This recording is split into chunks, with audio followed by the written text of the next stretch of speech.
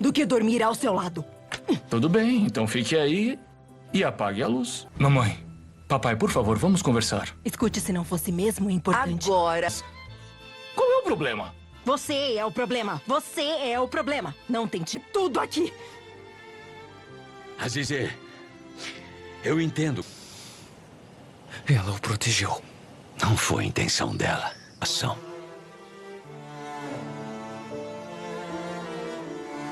Os olhos. Nós conseguimos. Nós realmente construímos algo bom a partir de toda aquela escuridão. Azizê segurou a mão da irmã, apertando-a com ternura. O passado não pode ser apagado, vida. Mas nós provamos que ele não precisa ditar o nosso futuro. A quilômetros dali, no coração industrial de Caraquioy, Semo enxugava o suor da testa com uma toalha manchada de graxa. Ele havia recusado qualquer parte do dinheiro de indenização do Estado, preferindo o trabalho honesto. Ele agora era um mecânico-chefe de uma oficina respeitada. Seus músculos, antes tensos pela necessidade de lutar por sua vida nas ruas, agora trabalhavam na reconstrução de motores antigos. Ele estava em paz. Mas havia um membro da família que não conseguia desligar os seus instintos de guerra. 2. O monstro na jaula. No extremo leste de Istambul, erguia-se a penitenciaria de segurança máxima de Kartal, uma fortaleza de concreto cinza e arame farpado onde o sol parecia nunca tocar. Em uma cela solitária, desprovida de espelhos ou qualquer conforto, a senhora Kudret Alaz apodrecia. A mulher que um dia controlou juízes, chefes de polícia e o destino de milhares de pessoas com um aceno de sua bengala de prata, agora usava um uniforme áspero e desbotado. Seus cabelos, antes impecavelmente alinhados, estavam brancos e desgrenhados. No entanto, a aura de perigo não a havia abandonado. Quando os guardas abriram a pesada porta de aço para levá-la à sala de visitas, Kudret não demonstrou fraqueza. Ela caminhou com a coluna ereta, mesmo sentindo a dor excruciante nas articulações sem o apoio de sua bengala confiscada. Através do vidro blindado da sala de visitas, um homem a aguardava.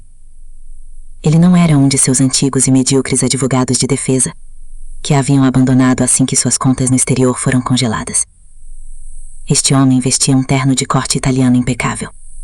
Usava óculos de aros finos e exibia um sorriso gélido que não alcançava seus olhos. Seu nome era Vural, conhecido no submundo como o coveiro dos tribunais. Kudret sentou-se lentamente, pegando o telefone de plástico negro. Eu não chamei por você, Vural. Sua voz rouca raspou pelo alto-falante. Meus negócios com seu patrão terminaram quando o conselho corporativo virou as costas para mim. Vural ajustou a gravata com lentidão calculada. As circunstâncias mudaram, senhora Kudret. O meu patrão, o arquiteto, envia os seus cumprimentos. Ele entende que a senhora sofreu um revés desagradável. Mas a morte de Devran e a exposição da verdadeira linhagem criaram um vácuo de poder no porto e nas rotas de contrabando. Um vácuo que a garota, Azizê, não tem interesse em preencher, mas que legalmente detém as chaves para destravar, devido às cláusulas de indenização impostas pelo tribunal. Os olhos escuros de Kudret se estreitaram. Vá direto ao ponto. Eu não tenho tempo para os enigmas do arquiteto. O ponto é simples, sorriu Vural, inclinando-se em direção ao vidro. Nós queremos o controle das antigas rotas das alas. Para isso precisamos que Azizê assine a renúncia total dos bens retidos. E como sabemos que ela é uma garota teimosa, o arquiteto está disposto a financiar uma nova guerra. Nós vamos tirá-la daqui, senhora Kudret. Mas em troca, você será o nosso cão de caça. Nós lhe daremos a oportunidade de destruir a família de Rifat de uma vez por todas.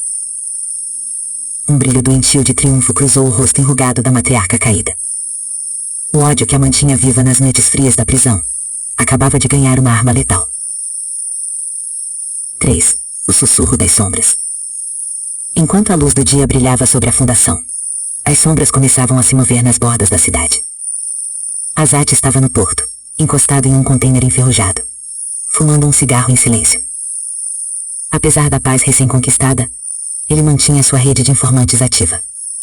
O trauma o havia moldado em uma sentinela eterna. Um velho contrabandista, com o rosto marcado pelo sol e pelo sal do mar, aproximou-se cautelosamente e entregou a Azat um pequeno envelope pardo. As coisas estão mudando, Azat. Murmurou o velho, olhando nervosamente por cima do ombro. Nas últimas 2 semanas, alguém tem comprado a lealdade dos velhos cães de guarda de Kudret. Homens perigosos. Assassinos que estavam escondidos desde que o Império Alas ruiu. Estão sendo recrutados por uma figura invisível. Eles estão chamando-o de o Arquiteto. Azat abriu o envelope. Dentro, haviam fotos tiradas de longe. Uma delas mostrava Vural entrando na penitenciaria de Kartal. A outra mostrava a oficina mecânica de Semo. O sangue de Azat gelou. Ele amassou as fotos em seu punho. A guerra não acabou. Sussurrou ele para si mesmo. Apenas mudou de general. 4. O relógio quebrado. Na tradicional relojoaria do Sr. Javad, o cheiro de madeira velha e óleo lubrificante trazia uma sensação de nostalgia. Ilso estava debruçado sobre a bancada de trabalho, consertando o mecanismo delicado de um relógio de bolso antigo, enquanto sorria ao pensar no anel de noivado que repousava no fundo de sua gaveta. Ele planejava pedir a mão de Azizê naquela mesma noite, durante o jantar de inauguração oficial da fundação. O sino da porta de entrada tintilou. Um homem alto, vestindo um sobretudo escuro e um chapéu que escondia parte de seu rosto, entrou na loja.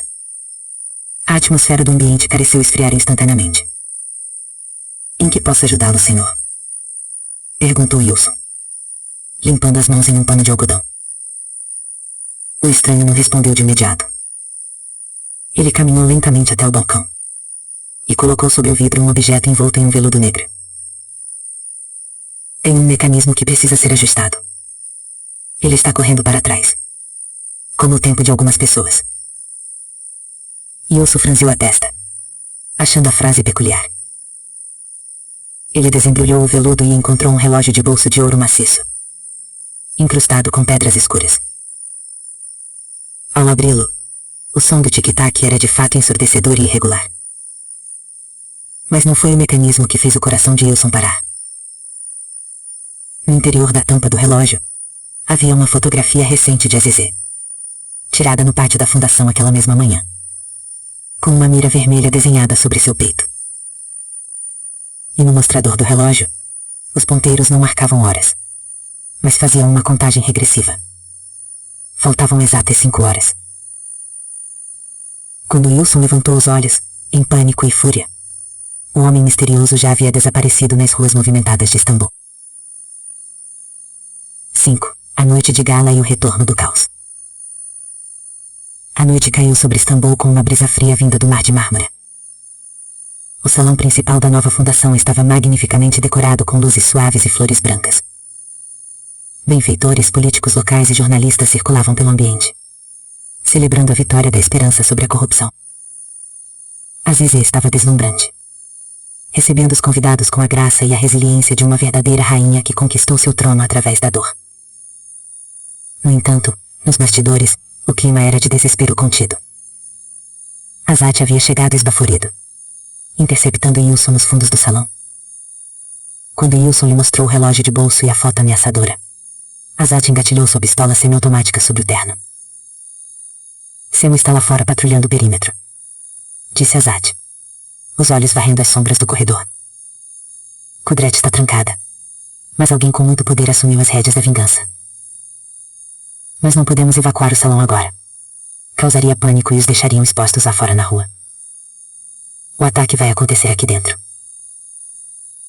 Wilson olhou para Azizê, que sorria para os fotógrafos no palco principal, prestes a iniciar o seu discurso. "Eu não vou deixar que encostem um dedo nela, Azat. Nem que eu tenha que morrer hoje." Ninguém vai morrer no mundo como o coveiro dos tribunais. Kudret sentou-se lentamente, pegando o telefone de plástico negro. "Eu não chamei por você, Vural." Sua voz rouca raspou pelo alto-falante. "Meus negócios com seu patrão terminaram quando o conselho corporativo virou as costas para mim." Vural ajustou a gravata com lentidão calculada. "As circunstâncias mudaram, senhora Kudret. O meu patrão, o arquiteto, envia os seus cumprimentos. Ele entende que a senhora sofreu um revés desagradável. Mas a morte de Devran e a exposição da verdadeira linhagem criaram um vácuo de poder no porto e nas rotas de contrabando. Um vácuo que a garota, a Zizé, não tem interesse em preencher, mas que legalmente detém as chaves para destravar, devido às cláusulas de indenização impostas pelo tribunal.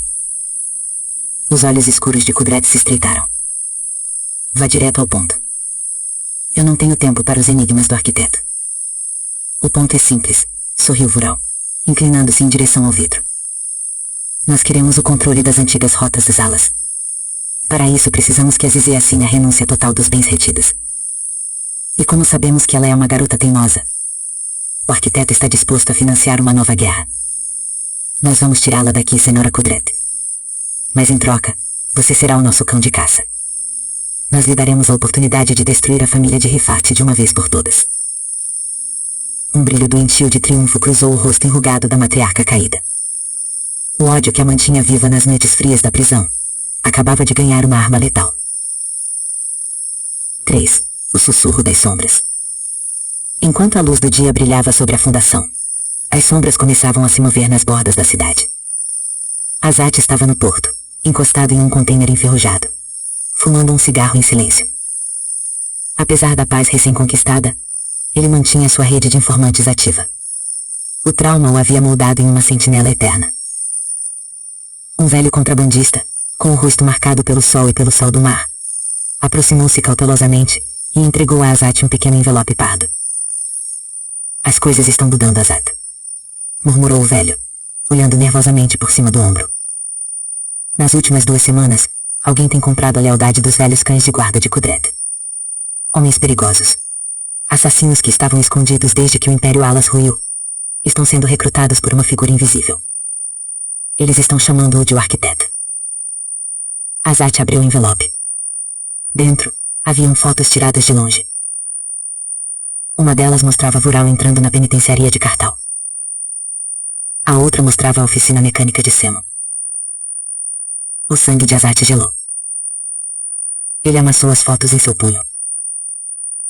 A guerra não acabou, sussurrou ele para si mesmo. Apenas mudou de general. 4. O relógio quebrado.